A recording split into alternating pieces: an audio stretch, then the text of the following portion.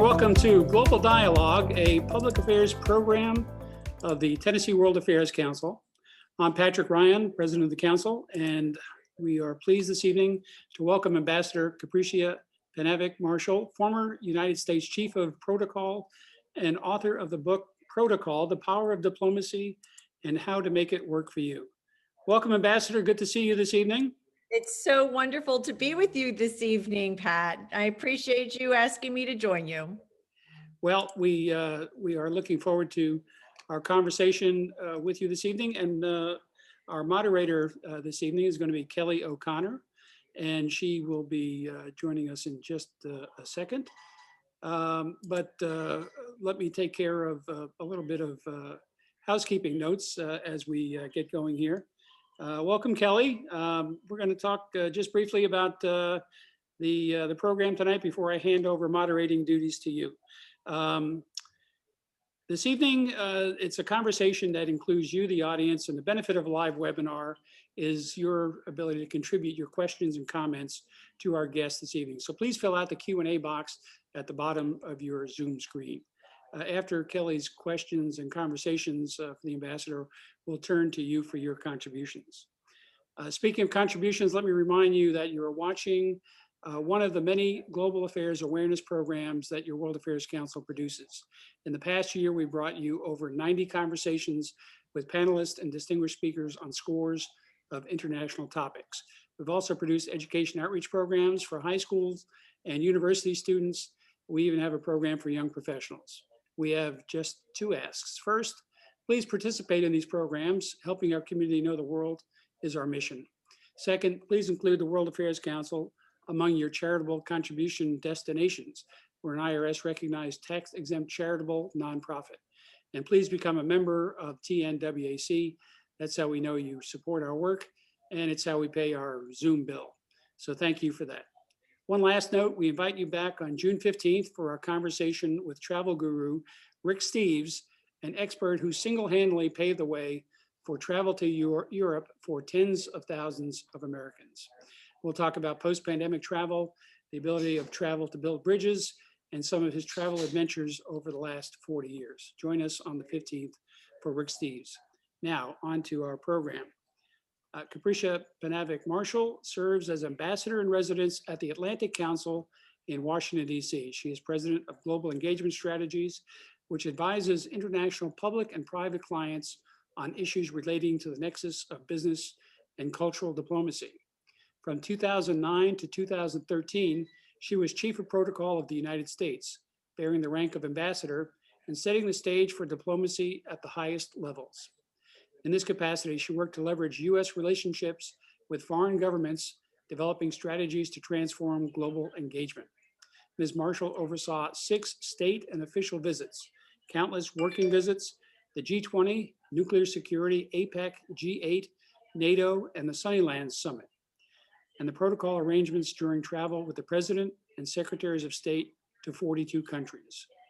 From 1997 to 2001, Ms. Marshall served as Deputy Assistant to the President and White House Social Secretary. From 1993 to 1997, she was Special Assistant to the First Lady of the United States, Hillary Rodham Clinton. In addition to her bachelor's degree in political science from Purdue University, Ms. Marshall holds a Juris Doctor from Case Western Reserve University School of Law. Ms. Marshall is a first-generation American, Croatian, and Mexican descent. In 2013, she was awarded the Distinguished Service Award from the Secretary of State and the Order of the Cross of Isabel la Católica from the Ambassador of Spain. She is a member of the Council of American Ambassadors. She has been named to Elle Magazine's annual Washington Power List as one of DC's most influential women. I'm very pleased to hand over the program for our conversation with our distinguished guest tonight to Kelly O'Connor to start us off. And Ambassador, thank you for joining us. Oh, it's such a pleasure to join you, Pat, and the Tennessee World Affairs Council, and you, Kelly. I look forward to our conversation. Capricia, it's truly my pleasure. Thank you so much for joining us today to talk about your work in the world of diplomacy. Let's start with your background. Can you tell us a little bit about your upbringing in education and how you prepared for your professional life? So as Pat outlined in my resume, I did attend Purdue University for undergraduate work. I was supposed to be a civil engineer, but the political science classes, they just seemed a bit more in alignment with my interests. And so without my father actually knowing, I switched majors and graduated with a poli-sci major and and an emphasis in international studies in Spanish. And but I should dial back just a little bit further. You know, when I was really blessed in my high school education that I was surrounded. My parents sent me to an all-girls school, a Catholic high school, and in that atmosphere, there was this wonderful culture, this very supportive culture by the nuns that were teaching us, but by my classmates in the school itself, and this my wonderful friends and co-students of women. And so at a very early age, I had this great support group of women, and how we raised each other up, how we built each other's our own foundations in what did we want to do in life, how we wanted to strive forward.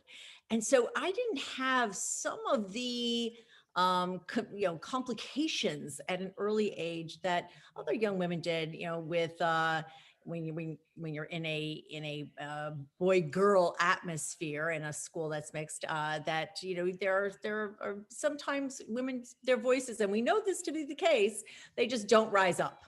And so I had that great foundation, and I did speak out. And so I really do attribute that to my Cleveland Beaumont School for Girls education. And then I went on to, as I said, my undergraduate work. And from there, my father said, well, at graduation, what are you going to do with that? And I said, well, I'm going to go on and get a law degree. And at the end of law school, I thought, I'm not quite sure I want to practice. And I believe in, and I talk a lot about this in my book, that you should adopt in particular at early ages, a sort of Forrest Gump attitude with your life. Take chances, take risks. And I was really glad that I did. I listened to a college professor who said, hey, you should join this campaign of this unknown governor down in Little Rock, Arkansas. He's a fantastic person. I think that you would really, want to support him. Give him a look. And I did. And I did want to support him. And so from law school, I then veered into the political life and never looked back. Well, before we move on to the political life, I have to mention you have a fascinating background. Your mom was an immigrant from Mexico, and your dad was an immigrant from Croatia, which is just a little UN in your own home. How did that help you increase your awareness of the importance of cultural IQ? Oh my goodness, so very much at a very, very early age. Frankly, unbeknownst to me until I moved on into my government career. But at that early time, it was not only my father's background and my mother's, but we lived, as you say, in a home that was like a mini UN, Kelly. We also had neighbors that were Lebanese and Russian. We had other family members that were Polish and Italian. So our home, there were so many different languages being spoken, so many different traditions being celebrated, and so much amazing food that was being served. And I appreciated all of that. I loved the differences. I relished that. I learned so much about different regions of the world. And so when I was offered this extraordinary posting by President Obama, I stepped into this position with that as part of my core. And then I got to work with these extraordinary ambassadors from all over the world, the best of the best that are sent to our country. And again, got to celebrate, highlight their unique differences, their extraordinary cultural traditions. It was a true dream come true. And so I have to tell you, I really felt as though I was going the 360 right back into my grandmother's home that I grew up in many years ago. Well, let's jump back to when you started working on the Clinton campaign. You worked on the Clinton campaign, and then in 97, at a very young age, you were appointed as Deputy Assistant to the President and White House Social Secretary. What do you remember most about serving in the Clinton administration? Oh my goodness. Well, it's a long time ago, Kelly. Yeah. But I was, I have to say that, first and foremost, I was ever so appreciative of the mentorship that I received from then First Lady Hillary Clinton. She had an almost all male staff. There were a few guys, Steve and Neil, but she again created this environment that was so strong for young women, and we were all in our mid to early 20s at the time, and instilled in us this you can do anything attitude, and then pushed us to do that. So here I was, special assistant, working in the White House, had never worked before, but learned and did. That was another thing that she said, step up, learn those positions, learn how the White House operates. I lived in the curator's office. It's a wonderful nook that's under the staircase on the ground floor of the White House, filled with the history of the operations of the White House. And I would just love to curl up there with several of their books and talk to the curators. And so I did do that. I learned quite a bit about the operations and those who had inhabited the White House before. And but she pushed us. So she was a great mentor. And then she's really told me, you can be social secretary. And I thought, oh my goodness, I don't think I can. And she's like, you have to have this confidence. You have a safety net here. You're going to go do this. So she and our chief of staff, Maggie Williams, and her deputy chief of staff, Evelyn Lieberman, they literally pushed me out of the nest. And I was so grateful for that. So it's one thing for me of those years that I will forever appreciate them for doing that with me and for me. I also remember, though, that these were just chaotic times. We were working so hard. I loved the work. It was 24/7. I arrived to the White House at 6 a.m. We had senior staff meetings at 7. And then we would go on. Events happening on the South grounds, in the Rose Garden, on the second floor in the Yellow Oval Room, in the East Room. There was constant action. It was constant events, things happening. We were moving an agenda forward, and I was a part of that agenda. I was in this office, the visual communications arm for the president's domestic agenda, primarily. There were some foreign policy events that we worked on, but I quickly learned that was really managed by my friends over at the State Department, that job that I then kept my eye on as chief of protocol. And I said, that's one that I would love to have someday. But it was, those were wonderful days, magical days. When Bill Clinton left office, he continued to work with the Clintons and with nonprofits in the private sector, and then became involved again in campaign politics with the Hillary for President effort. In 2009, when Barack Obama came to the Oval Office, you were sworn in as the U.S. Chief of Protocol, that job that you had your eye on. What does the Chief of Protocol do? Everyone asks, I know about protocol, but what exactly does protocol do? And when it is done right, we are sort of silent operators. I say those swans that are gliding across a lake, and we're ferociously, very, very quickly pedaling our feet beneath the water, but no one sees that. We just glide with elegance. But protocol is what we do is we create the foundation for diplomacy. We set in motion those wheels that allow diplomacy to take place. For instance, the president doesn't shake a hand or walk into a room or pick up a pen until I had and the team that I worked with set that environment in place. That was from what room would be chosen, how the table was set, how did it look, the lighting, the flowers, everything, color, decor, how they would engage one another. Would there be flags? Would there not? What was the seating? What was the precedence order? I mean, we went through a litany of box checking, of making sure and affirming that every detail was in place before that engagement would take place. And so that's really what protocol does. But beyond that, that's a traditional, we are the bridge between the US government and the foreign government. So when the president would invite someone to the White House for a meeting, we made sure that our foreign guests were greeted at the airport. It was my favorite thing to do as chief of protocol, to extend my hand on behalf of the president of the United States and welcome our visitor. It was a wonderful moment. It always kind of gave me a chill, even if it was at 3 o'clock in the morning. It still gave me a bit of a chill.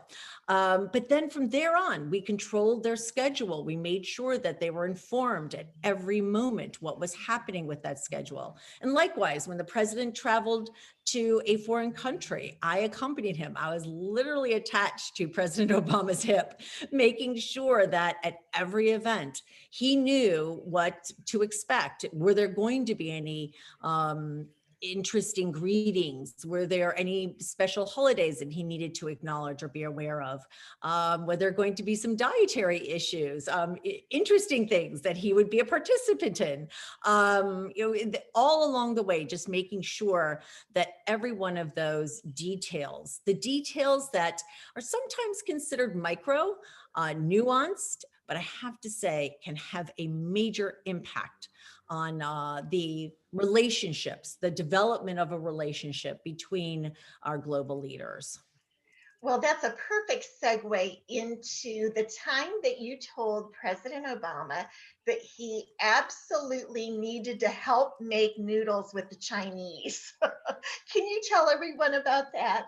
Well, this is such a perfect example of how leaning into and the focus of why I really wrote my book. Why is it important to lean into these cultural differences, understanding the people who you are either welcoming to your home, to your business, to your government, or that you are visiting. And so this was a first engagement between President Obama and President Hu Jintao. It was at the top of the administration, all eyes. Here is the president of the United States with the president of China meeting for the first time in China. And what would this relationship be like, and what would come about? And so the Chinese are very good at protocol, extremely good at protocol. They walked us through every detail, not once, not twice, but 3 times. And so now we are at the first night dinner, and it was a private dinner held at the Diao Tai, which is it's like the president of China's his own Camp David. And again, every detail attended to. I'm now sitting in the back. We have a little bit of jet lag, but I'm with my colleagues, and the dinner has begun. Suddenly, my Chinese counterpart, comes up to me and quite anxiously says, Ambassador Marshall, we have a special request of President Obama. And I say, well, yes. And he said, President Hu would like him to make a noodle. And I was like, okay, this seems odd because, again, attended to every detail. We walked through everything. And I thought, this must be incredibly important to President Hu if this is a last minute request. And they explained to me how it was going to happen, why it was important. And I thought, yes, the president should do this. So I stepped forward to the president. I leaned in and whispered in his ear, Mr. President, President Hu would like you to make a noodle. And he looks up at me, kind of squints his eye, like, what? But doesn't say a word. I explained to him how, explained to him why, and he realized, yes, this is important. He goes, okay, let's make a noodle. And he stood up, shoulder to shoulder with President Hu, and they took this little piece of dough and they started to bounce it together and created, with the rest of the delegation now adding on to the line, started to create this very thin, long noodle. And what President Hu was saying is, like this dough that is in front of us, you and I will have this very long relationship.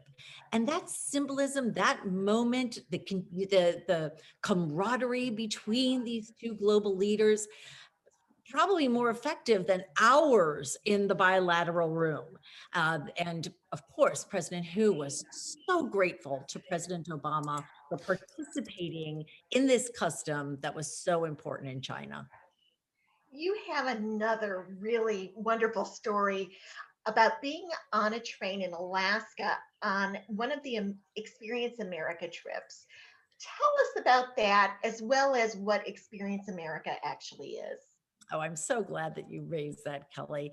This is a wonderful program. I created this a new division at the State Department, I mean the Office of Protocol, called the Diplomatic Partnerships Division. And in that, our intention was to create a stronger bond, to create a more purposeful bond with the diplomatic corps, the foreign diplomatic corps. You know, again, I said they send the best of the best. I mean, these are the most extraordinary diplomats are sent to the United States. And we were credentialing them, but we weren't engaging with them.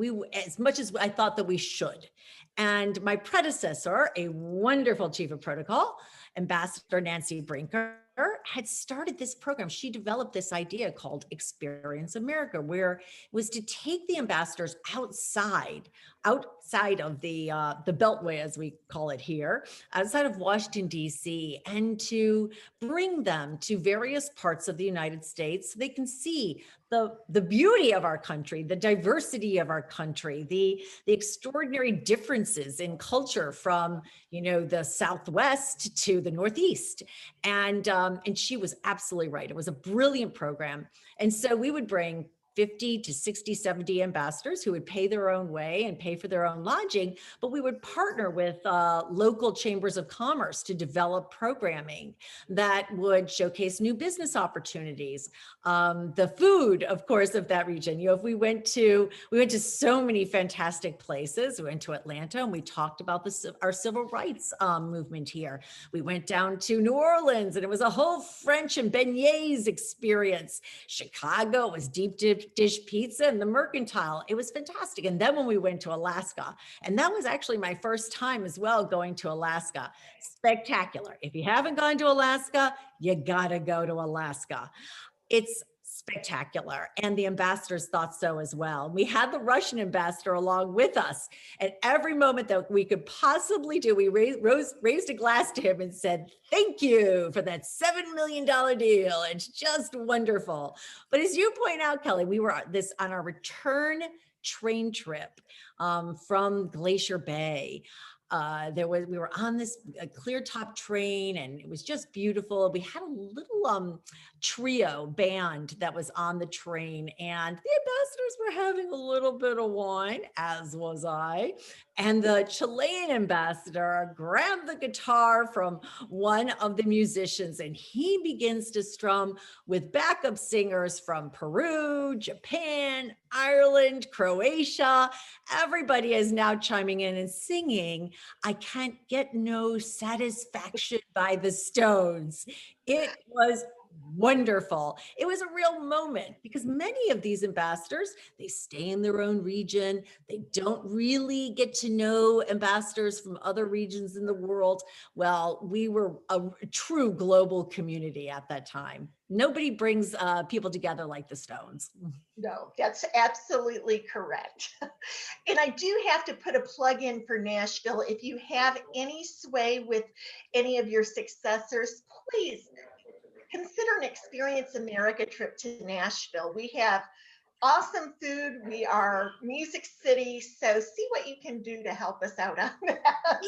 I absolutely will. Absolutely. And the up and coming chief of protocol is a fantastic guy. And I think he would love coming there. That would be awesome. What, as chief of protocol, what are you most proud of all of your accomplishments in that role? Oh my, goodness, there are really just so many that I am proud of. But I guess it was, I mean, if I stated something a bit more general, Kelly, it really was the effective use of soft power. We have hard jobs when you're in government. You are working extraordinary hours and you don't get to see your family often. And so, you want to be effective. You want to make sure that what you are doing actually matters. And so finding new ways to sway, to persuade, to attract our counterparts into our foreign policy agenda, into the president and our administration's United States foreign policy agenda, for me was really important. And so implementing a variety of ways in which I could do that probably to me was the one aspect of my position that I'm most, the one of my accomplishment there that I found to be the most important. And that's from realigning our gifts and how we could effectively use gifts to introducing culinary diplomacy, not missing a beat, not missing an opportunity in which we could talk about our great American cuisine and our traditions here, the importance of that, whether it was at a coffee, a breakfast, a luncheon, a dinner, and then showcasing some of our great American chefs and allowing them to tell the various stories about food that we have here in the United States. Every moment, like I said, protocol and diplomacy is about those micro details. It's those nuanced moments. Sometimes, when crafted really well, are so incredibly effective. I'll never forget President Xi's eyes when we introduced him, and he was visiting the United States as vice president, when we introduced him to Ming Tsai, a very Chinese American chef at the State Department. And he met him and he felt so respected, so welcomed, and his eyes just lit up, and the two of them began to speak in Chinese, and the interpreter couldn't even stay up with them, couldn't keep up with them. But it was a magical moment. And I'll never forget both then Vice President Biden and Secretary Clinton turning and looking at me and said, this was important. This was very, very good diplomacy. And so it's those soft power tools, how you can effectively use them to help knit together these relationships. Well, let's get into your book. I have to confess, I've read your book twice now and listened to it on audio. And with what I do, I relate to all of what you're saying across the board in so very many ways. What led you to write the book? And it's called Protocol, The Power of Diplomacy. Oh, well, thank you so much, Kelly. Wow, twice. My husband hasn't even read it twice. I really appreciate that. I was never interested in writing an autobiography or anything of that sort. What I wanted to do was share the lessons that I had learned, that had been shared with me, the tools that I had developed while being both social secretary and chief of protocol with as many people as I can. Because those tools that I honed while in my position, yes, they were used for government service, but they could be used in business, they could be used in people's individual lives. And so I wanted to craft a book that would effectively help people see how they could pivot the power, change their game, sort of amp up their interactions. One of the most important aspects of what I did in my position as chief of protocol was developing relationships. And it's not just about meeting someone and being, as they say, proper and nice to them. It's about developing that relationship, and so they know you're invested in it, and then it creates a bond of trust. And once you have that bond of trust in a business relationship, a client is going to immediately invest in you because they know that, over the years or over that time that you have conveyed, you've used various ways, you've spoken, you've engaged rather in various ways that has built this core of trust. And that's what I really tried to do in my job as chief of protocol. So as you see in the various chapters, I outline, who are they? Who are we? How do we define that? The importance of, never leaving a diplomat hangry.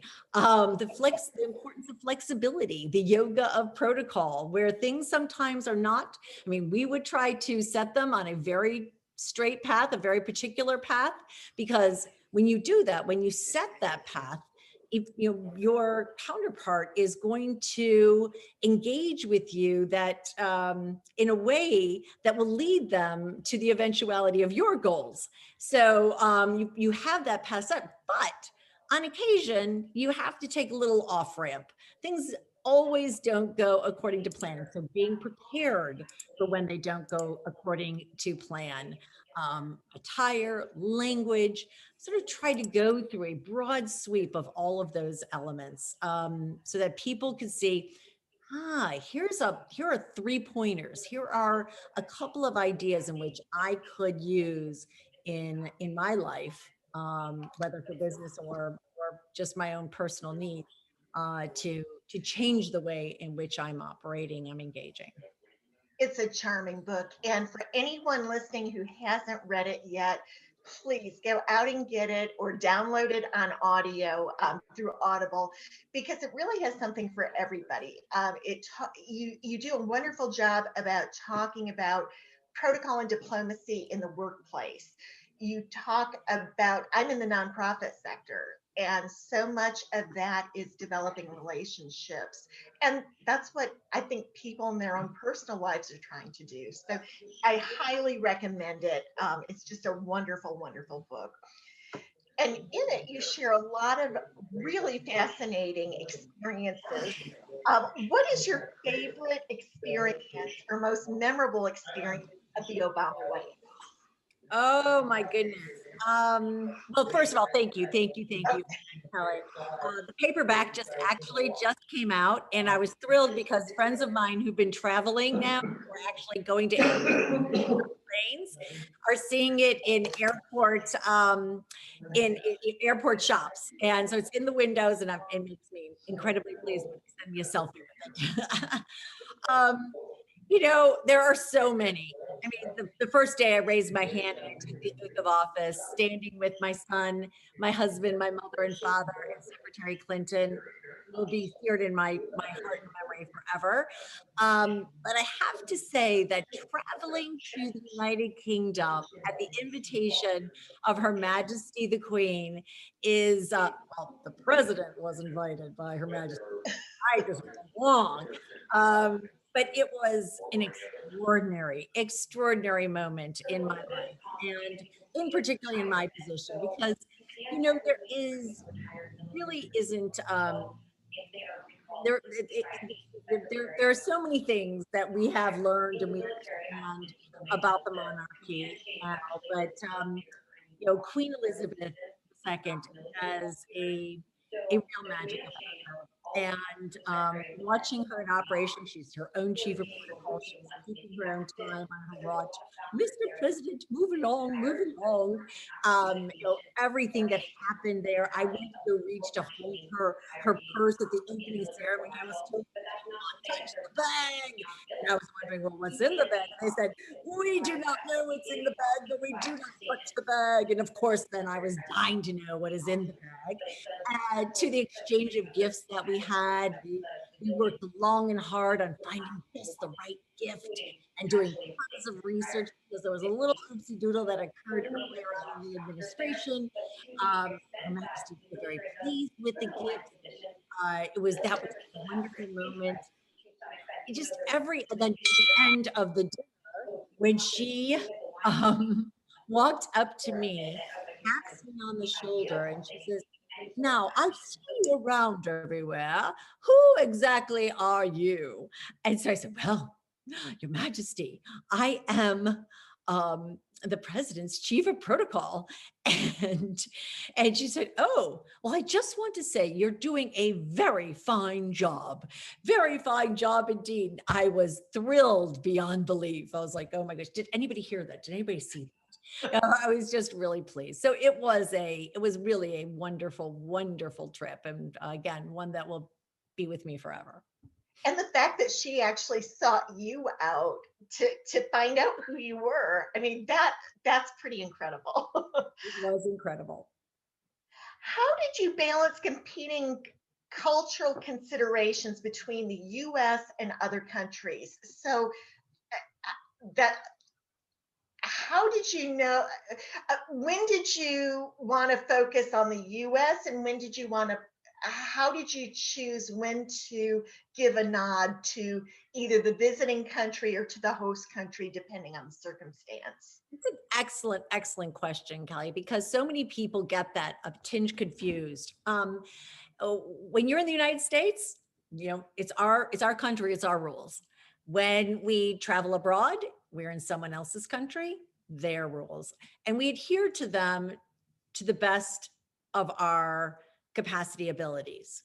For instance, when we travel to parts of the Middle East where women are required to have their heads covered or oftentimes their entire bodies covered, I would have discussion points with my counterparts, with the delegations in advance and discuss, what is the expectation? In the United States, we don't do this to women. This is not something that we feel comfortable with necessarily, but we certainly don't want to cause offense. And that's what you want to do. You want to make sure that you're not causing any offense. And so for government delegations, what they would say is just please wear attire that is covered, a longer skirt, longer or pants, not showing the shoulders, no midriffs, nothing that was cut low, things of that sort.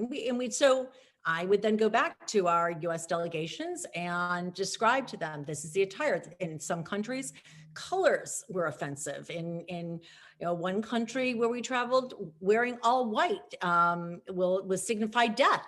And so we had, it was in the middle of summer and we were invited to a state dinner and, several women wanted to wear long white gowns. And I said, unless you're planning on putting a red or yellow pashmina on that, it is not acceptable because you want to avoid causing any offense.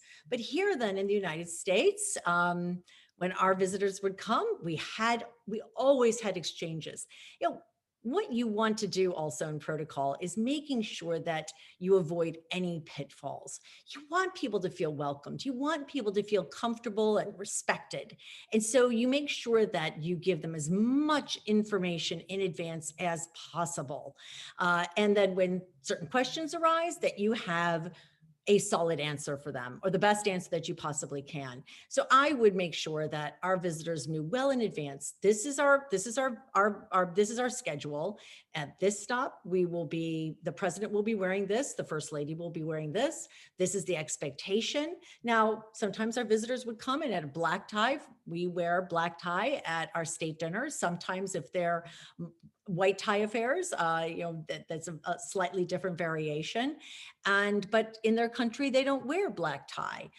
So then we would again have a discussion as to what would be appropriate on this occasion and come to an understanding. So discussing all of that, like I said, well in advance, making sure that people are informed and prepared so that in the moment, they feel comfortable and no one feels as though they have caused any offense. What lessons can those of us outside of Washington take away from your experiences in building relationships and exercising the power of diplomacy? Oh my goodness. Especially all of those people traveling and seeing your book in the airport bookstores. Oh, well, I mean, Kelly, when you say that, what experiences, what do you want me to, what exactly would you like me to pinpoint here? The average person who doesn't work in Washington, probably for me, I guess it's more how can we, you talk a lot about empathy, how can we use empathy, diplomacy, protocol so that we're not the ugly American Oh, and get past that and use a lot of the tools that you discuss. oh, absolutely. Well, I could go on and on about that. I mean, you and I need another good 2-3 hours, but Quick synopsis is that, I don't actually believe in the ugly American. I do believe that we have a certain pace. We have a certain tempo in our engagements. We're very quick. We want to get to the point. In many other cultures, it's a getting to know you period. They want to sit. They want to have a cup of tea, a date, a cookie, whatever it might be. They want to ease into this relationship. That's where they're building the trust. There's I talk quite a bit about, you might remember, Kelly, the thin slicing moment, like that instant when you meet someone and you can judge, is this someone who I feel as though is going to lead me down the right path?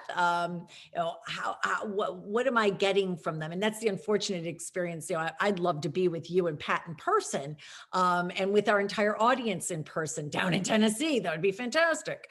And so it's the hardship of the virtual engagement, because in person, you get that click, you get that moment, you get that feel for somebody.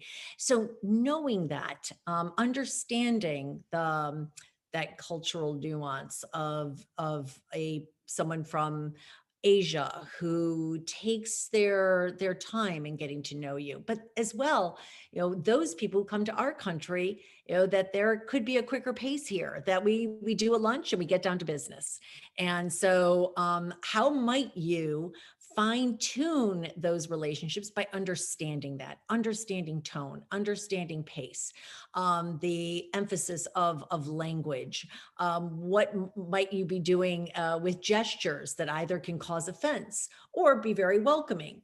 Making sure, as I would make sure that President Obama did not do was cross his legs. Many men in the United States cross their legs and show the bottom of their shoe. Very simple action that can cause major offense in many, many countries. It's, again, just knowing some of these simple, nuanced cultural differences that can make an enormous impact on how you engage with someone. And again, that is in your personal life. I'm a big believer also in etiquette and knowing etiquette. Why?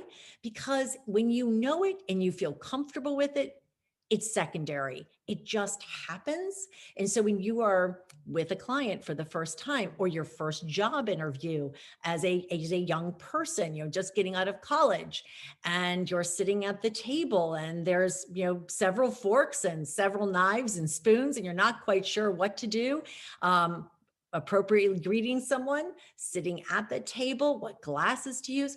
If you know that, it all feels secondary and it doesn't feel foreign, and it doesn't add more anxiety to the moment.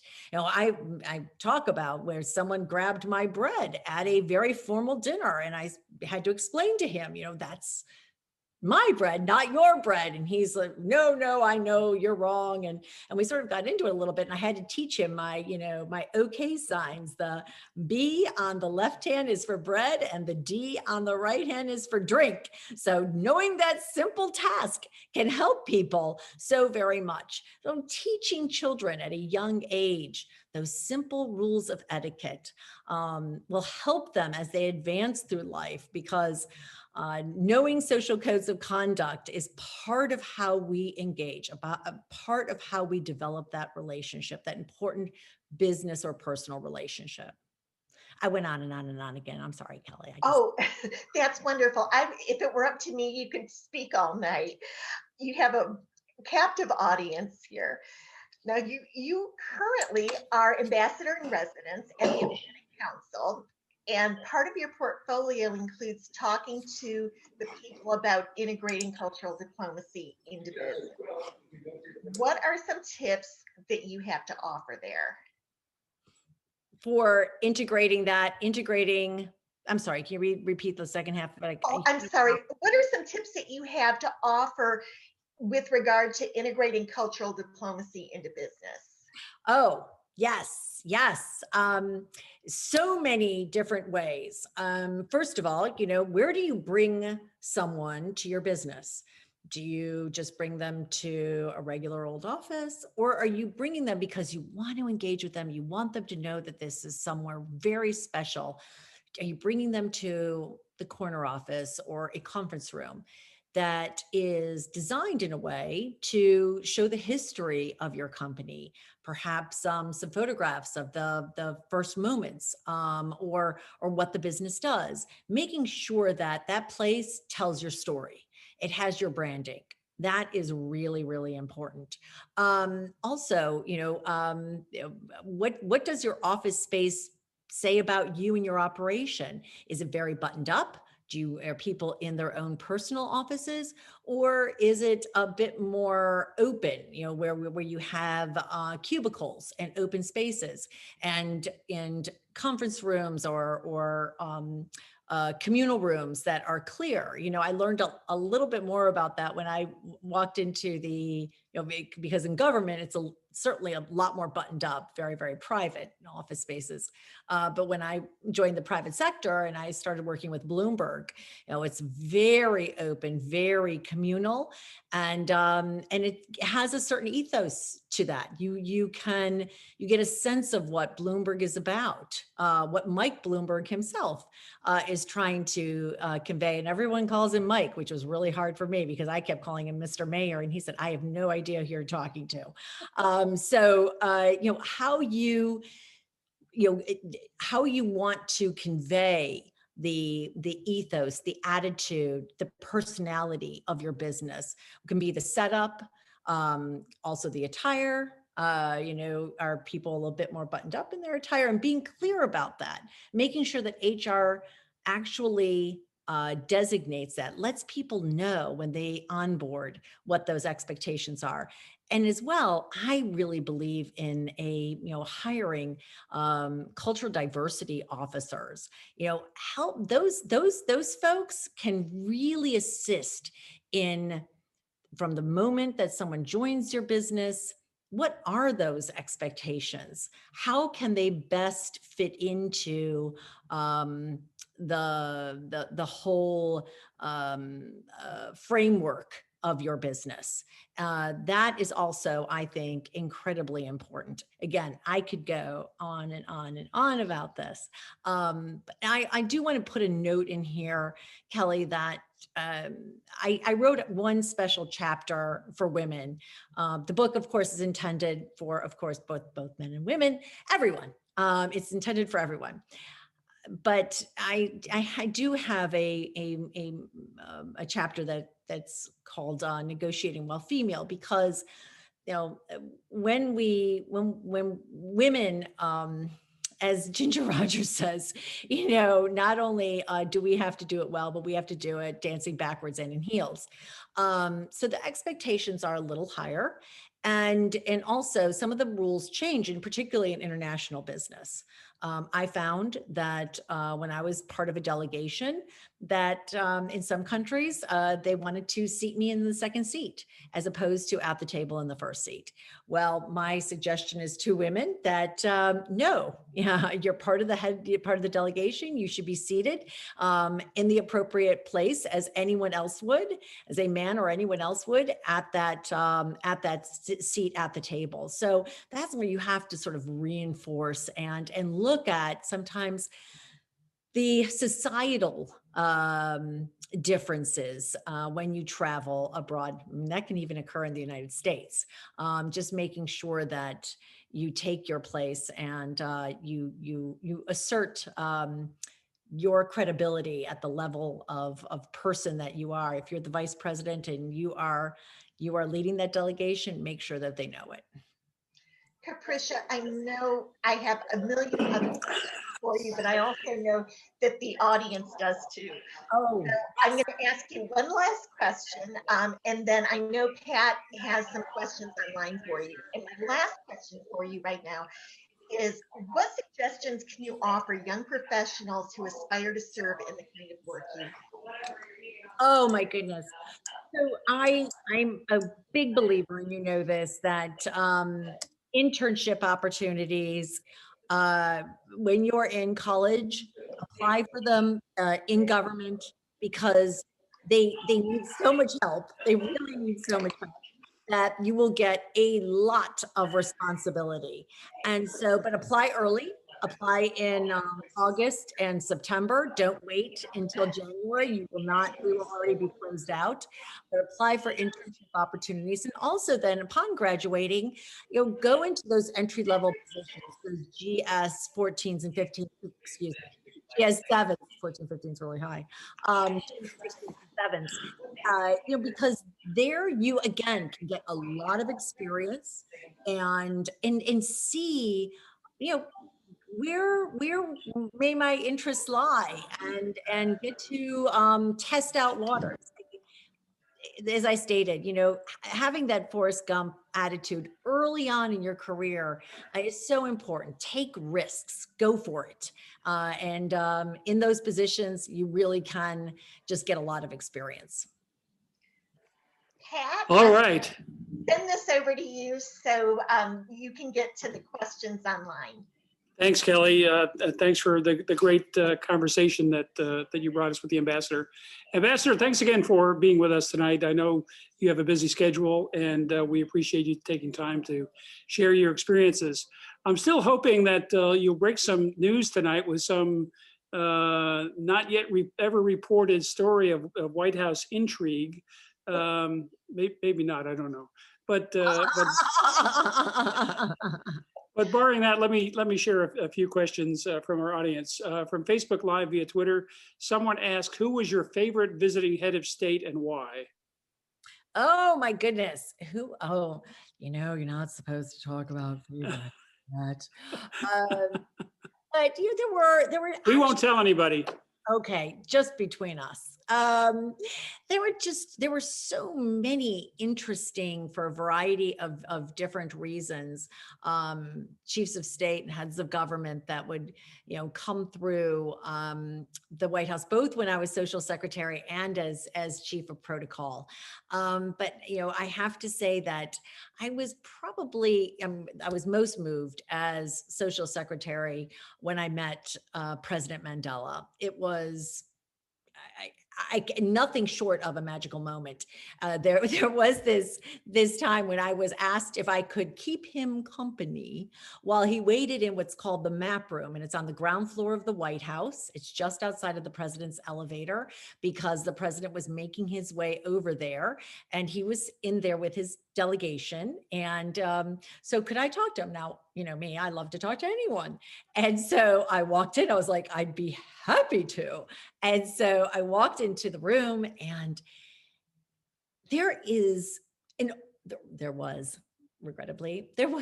aura about this man. I mean, it was almost like you saw something glowing about him. He was so kind, so simply lovely and curious.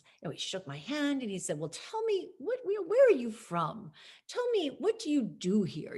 He just kept asking question after question. And I find that fascinating when I meet leaders, that they are so curious about those that they are meeting, because I think it informs them about the people of that place, the country. That was the one thing that I watched time and again with President Clinton. He was infinitely curious about people. When we couldn't find him after an event, he was always like with the staff in the back kitchen talking, oh, your mom's from Tuscaloosa. I know people from there. Does your mom know? I mean, it was amazing to watch that happen again and again. And that's the type of person that President Mandela was, and his just kindness exuded from him when he could have been an incredibly angry person for the manner in which he was treated for 27 years of his life. Well, I can share a similar experience with Ambassador Thomas Pickering, who was here in Nashville for an in-person speaking engagement and visits elsewhere. I was driving him around town, and he must have asked me what happened in every building in Nashville that we drove by, and he quickly exhausted my Tennessee history knowledge. We have another great diplomat. Fantastic guy. Another question from Facebook Live. When President Obama, and this actually relates to your UK story, when President Obama had the Winston Churchill bust replaced by Martin Luther King in the Oval Office, there was a flap by critics who said it was a dig at the US-UK relationship. Was there genuine offense taken by the British, or was it much ado about nothing? was much ado about nothing. But as we know, it did go back. So yeah, no, there was presidents have made decisions on, and it's fascinating to see. You can actually Google up the comparative of one Oval Office to the next. It's a bit more about their own personal choices and their personality. No president wants to really use their office to make a dig at another country. They're our friend, you know, they're our closest ally. So there's no way that he was looking to make any sort of dig. This was just to showcase his affection for Martin Luther King. Let me ask one last question from, excuse me, a member of our Zoom audience, Robert Picard, as an observation and a question. I'll shorten in the interest of time. The 2016 election was a wake-up call for the country. Robert relates that he, as a college-level history professor, notes that students come in not knowing much about US or world history or anything about government. What kinds of things can be done to improve history and civic education, preparation of teachers, world history requirements? What's your take on the preparation of the American citizenry? And this is something that we grapple with at the World Affairs Council. The knowledge of the world is a challenge for us. So anything you can share? I couldn't agree with Robert more. I think he's absolutely right that we should put civics back into the curriculum as a standard all throughout our country. In the meantime, I do know that Supreme Court Justice Sotomayor promotes iCivics and is trying to make sure that you know, if it's not in the school system, that outside of the school system, that students are learning a lot more about civics through iCivics. And so I too have been raising that interest when I speak to student organizations and schools. I couldn't agree more. I think it's a shame that we don't have it in our schools. Well, we have two questions here that I'm going to just refer our folks here. Someone asked about language training and another about international relations careers. Please take a look at our YouTube channel, youtube.com/TNWAC. We have several international career panels that can answer those questions, and we unfortunately are out of time. So I apologize for referring you there, but you'll get very long dissertations on answers to your question. Well, Ambassador, again, thank you so much for being with us. Kelly, thank you for your great conversation. And I will extend the invitation that when things return to the new normal, whatever that might be, you're always welcome here in Nashville. We'd like to show you some Tennessee hospitality and take you around town to experience some of our music and talk to some people here about your experiences in international affairs and White House protocol and diplomacy. Again, the book is Protocol, the Power of Diplomacy and How to Make It Work for You. So there's the hook. There's something in it for you. Look for that now out in paperback. And the author is Ambassador Capricia Penavic Marshall. Ambassador, thank you so much for being with us tonight. Thank you so very much for having me. Have a good evening. Good night. Night.